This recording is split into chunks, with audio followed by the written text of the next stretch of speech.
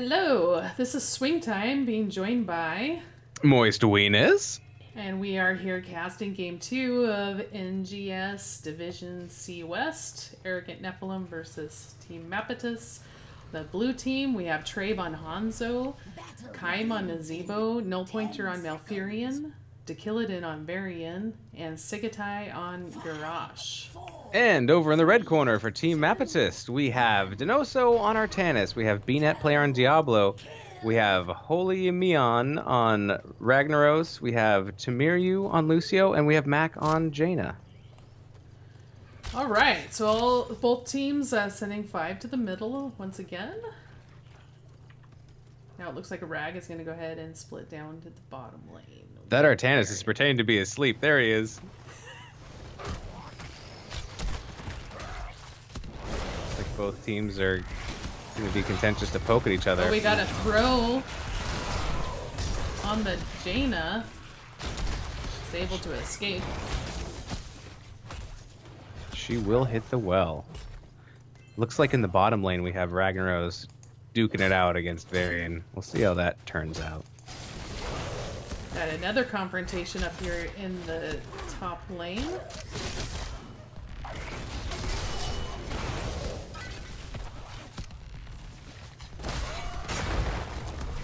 Good stun coming out from Garrosh. Let's see if he's going to throw somebody. Oh. We got some boots down from the Malfurion. Garrosh is taking a lot of damage. Diablo goes down.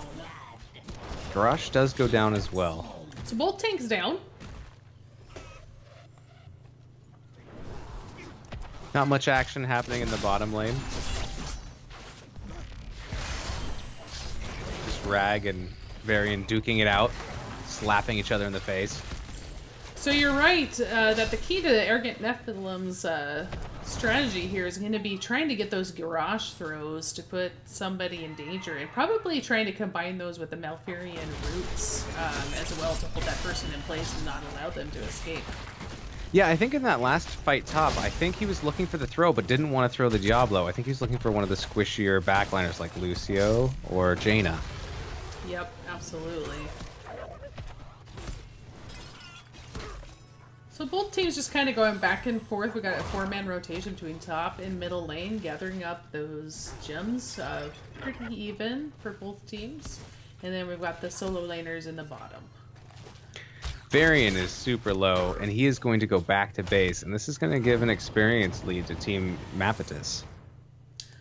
Although we do have the Nazebo rotating down here to pick up that soak in the lane while we wait for Varian to get back. That's very good lane coverage. They don't want to lose that soak, and it was a very wise decision to throw Nazebo down there.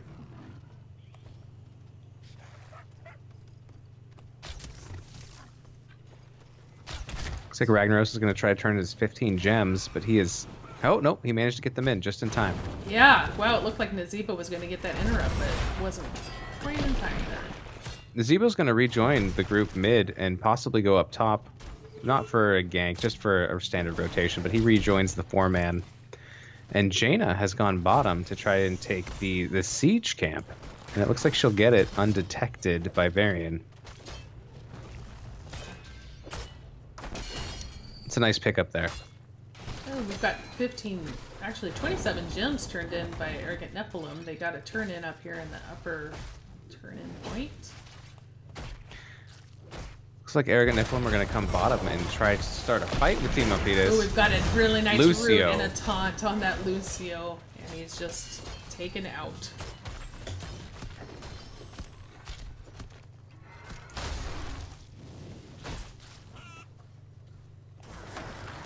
It looks like the rotations are being made a little bit faster by Mapitas, and they have a slight experience lead, almost half a level. Arrogant Nephalem do have enough to turn in. Just 2 kills to 1 so far, so just picks here and there.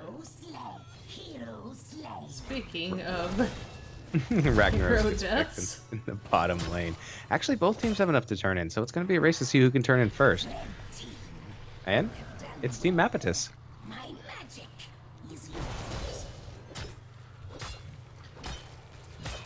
So really, with early web weavers like this, Team Mapitas will be looking to take out, you know, probably a couple front walls of a couple of these forts, preferably the top lane because the boss lane. So it's a lane that you really want to get control of, so that you can maybe use it as a win condition.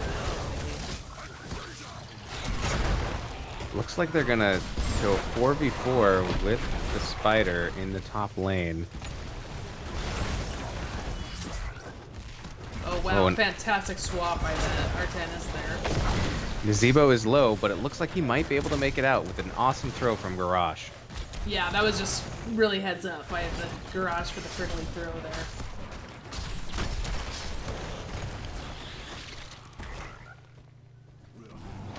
So they do manage to get down the whole top wall and the two forts.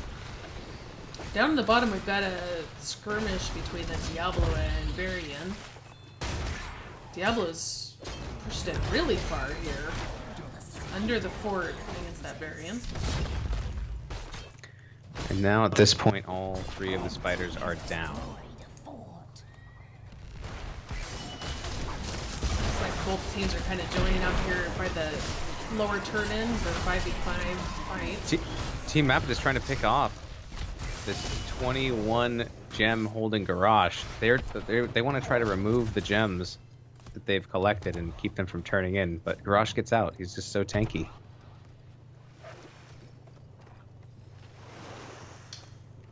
Mapitas is going to rotate onto their bruiser camp, pick that up during a little bit of this lull, while Jaina's going to go to top and soak there, and they almost have 10, and in fact they do have 10 now. So let's talk about some of the talent choices here as we're getting ults for Team Mapitas. Looks like a suppression pulse for the blind then for the Artanis, APOC for Diablo, Lava Wave for Rag, and Sound Barrier for Lucio, and Ring of Frost for Jaina. And Arrogant Nephalem, they really want to try to get 10 if they can, but they're getting engaged on hard. Huge ring blowing up Nazebo. Oh, a good swap on Varian, and now he's taking a lot of damage. He gets thrown by the Garrosh to safety. Now Garrosh is on the front line, but he'll be okay. So I feel like that's going to limit the amount of value that Arrogant Nephalem get from this Web Weaver phase. Losing that Nazebo, but yeah, definitely. I mean, they're getting a little bit of the front wall down here in the bottom, but didn't really get much in the other lanes. It was real tough. They were going in 9v10, and they didn't have their heroic abilities, and that's really a tough fight to take. Yeah, absolutely. You have to be really careful. Bottom camp is going to be picked up by Ragnaros and Jaina for Team Mapitas. They're going to continue their map pressure and continue really controlling the camps. We saw this last game, and I think it's going to continue.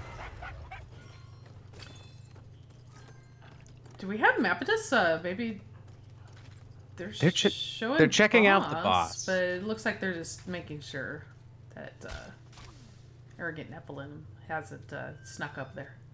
Yeah, I think maybe they're thinking about it. I'm not sure. But there are 19 gems on this Jaina, and that's dangerous because she is squishy. But they're gonna go chasing. Ring doesn't connect with anything. They're trying to get that pick.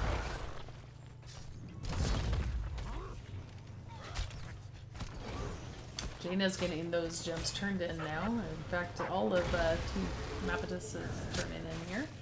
Good zoning by Diablo to let everyone else turn in. Arrogant Nephalem, they have enough to turn in, as well as Team Mapitas too. Now it's a race again. And it looks like Ragnaros is going to turn in top to get the Web Weavers.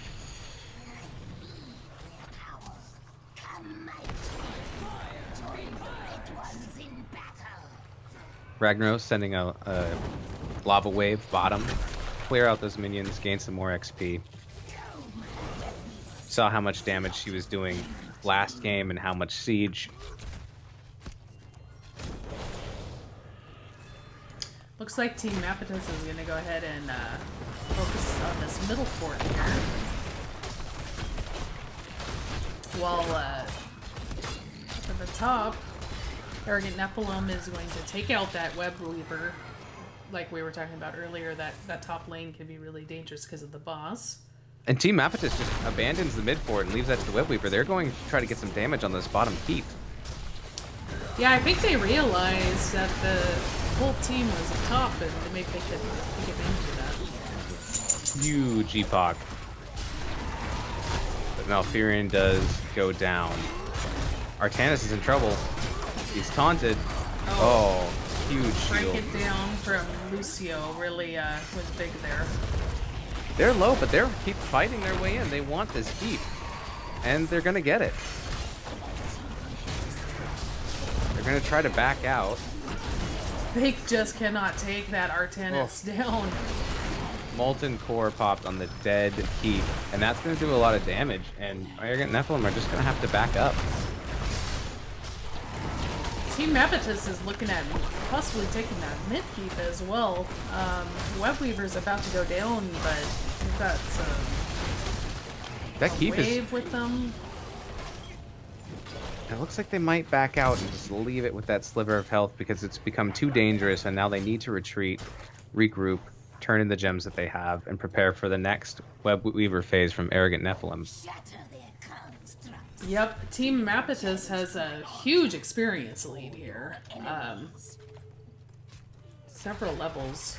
Oh, we might be seeing a camp invade here. They're thinking about it. Here they go. Ring comes down.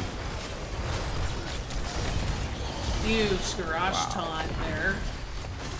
Jaina just throwing out so much damage. Wow. Garage, Artanis, Nazebo, and Malfurion all go down. It's a 3-for-1 and a camp gain by Team Mapitas. That was a huge play. This pretty much ensures that this mid keep is going to go down.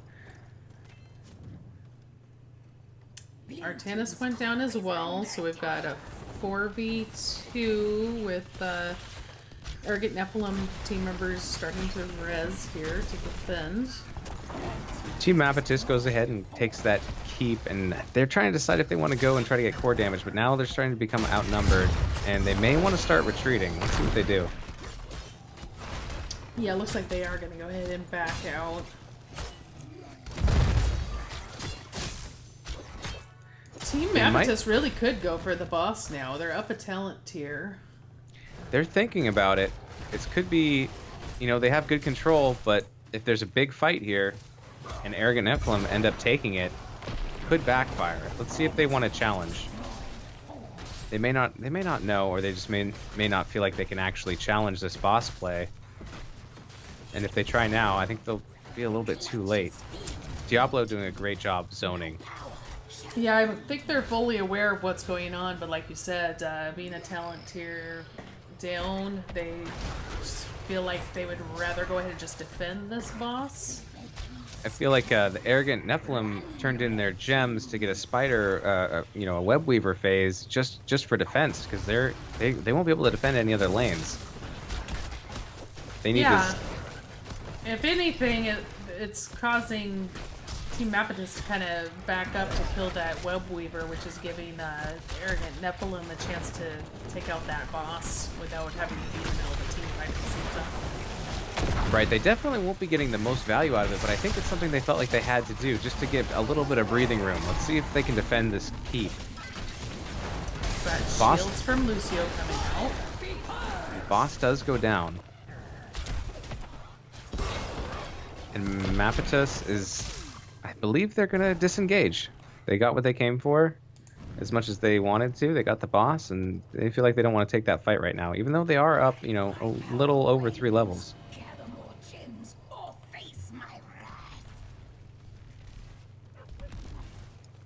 Mapitas actually does have enough to turn in, and that might be what they want to concentrate on now. Diablo has 25. I'm sure he wants to unload those when he can. Yeah, that's exactly what they're doing right now. I don't think they'll get interrupted in time. Ragnaros is going to concentrate on that bottom camp. Jaina is going to concentrate on their bruiser camp. She gets low, but she takes it. I'm a little surprised Jaina didn't go turn in with the rest of the team, because they would have had the web weavers coming already, but she'll go ahead and back to get health and mana and then come hopefully turn in. Big fight with a huge zombie wall. Artanis is taunted, then Ring comes down, which lets them pick off the Hanzo. Artanis is low, he's running the back line. Malfurion's in trouble. Garrosh is in trouble. Big taunt by the Garrosh, though, enables them to get some kills there. Looks like Team Mapitas will mop up this team fight, getting a 5-team wipe for 1. And with all of these camps pushing, they are probably going to try to end. Yeah, and I think that they can. Just Hanzo is about to res in a few seconds. I'm not sure that he'll be able to stop this. They do have a lot of camp pressure pushing in. And that is going to be game. That's going to be a game 2. About half the time as game 1. But it looks like we have a split. 1-1. Yeah, wow. So what do you make of that game? Well, I think we continue to see, kind of more of the same from last game, except, with a different overall outcome. We still had Team Mapitas really controlling the camps, and I was impressed by that. They were grabbing camps all the time at really good times, and they just had complete control over those camps. And I think that really allowed them to kind of rotate between lanes and have a more relaxed turn-in ability. Because if Arrogant Nephalem are all trying to defend the camps, they have a little bit more safety turning in their gems at the turn-in. So I think that helped them a lot. Yeah, definitely. And I feel like Arrogant Nephalem was really going all in on the Garrosh throws to really get those picks for them, and it seemed like they were struggling a little bit to find, like you talked about earlier, to find that squishy Jaina, or even the Lucio, even though he's a little more difficult because he has that extra speed. But they were just struggling to find those picks, and then they just slowly started to kind of fall behind and in the experience area. Here are the stats from the game. We could see that Nazeebo actually put out quite a lot of hero damage during the game here. Yeah, and Nazeebo, is a late game hero. So, the longer the game goes, the stronger Nazeebo gets. So that's one advantage that Team Mapitas had in trying to win in under 20 minutes, under 18 minutes, 15 minutes in, is to try to take away that late game from Nazeebo. I think that helped them as well, because he's, like you said, he's already at 50k damage, and it's only going to go up from there. Yeah, for sure. And I think Arrogant Nephalem was looking for some combinations like the Garrosh throw into the Malfurion root, or the Garrosh throw into the Nazeebo wall even. And it unfortunately just didn't work out. And then over on Team Mapitas side, we see, again, it's the Ragnaros, highest in hero damage and also in siege damage as well. So it kind of feels like this series has been very centered around the Ragnaros play. So we saw him in game 1 as well. Yeah, Ragnaros had a lot of play here, and he was very impactful, putting out 163,000, siege damage. I feel like Team Mapitas had a blow-up comp, and they used it so that the Malfurion pick for Arrogant Nephalem lost a little bit of value, because it wasn't a long, sustained fight where Malfurion really shines when he can throw a bunch of extra heals out by engaging the enemy with his Moonfire. If everyone's getting blown up, you don't have time for those ticking heals really to give you much value, because you don't have the time won't tick because they're dead. The burst healing, I think, with Lucio with his shields that he can just pop, help them in kind of like their burst engagements and team fights. Yeah, definitely. There were times where it looked like Team Mapitas was getting really low, maybe in danger of losing some members, and then all of a sudden that, Lucio breaks it down and it just completely changes the fight. And it ends up, Arrogant Nephalem ends up needing to retreat, and unfortunately, just were unable to, make it back from, it was 14-5 in the kills, and that definitely hurt them. It, just both from the kills themselves, but also from, losing a lot of soak, losing their gems, not getting as much value out of their web weavers. Yeah, I feel like